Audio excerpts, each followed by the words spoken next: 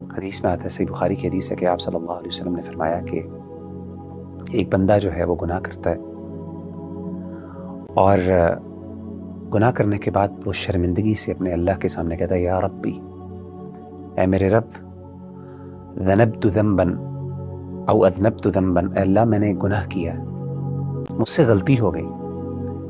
مجھ سے تیری معصیت ہو گئی، فاغفر لی، اللہ مجھے معاف کر دے۔ تو اللہ کہتے ہیں رسپونڈ میں، نبی صلی اللہ علیہ وسلم نے فرمایا کہ اللہ کہتے ہیں کہ یہ میرا بندہ مجھ سے اس لیے مانگ رہا ہے دعا کہ اس کو پتہ ہے کہ اس کا رب بہت معاف کرنے والا ہے، غفور الرحیم، اس لیے یہ مجھ سے مانگ رہا ہے تو میں اس کو معاف کر دیتا ہوں۔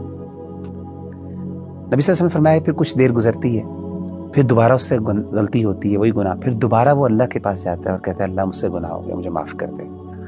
اللہ پھر وہ رسپونڈ کرتے ہیں، یہ میرا بندہ اس لیے میرے پاس آیا کہ اس کو پتہ ہے کہ اس کا رب بہت غفور الرحیم ہے، معاف کرنے والا ہے، تو میں بھی اس کو معاف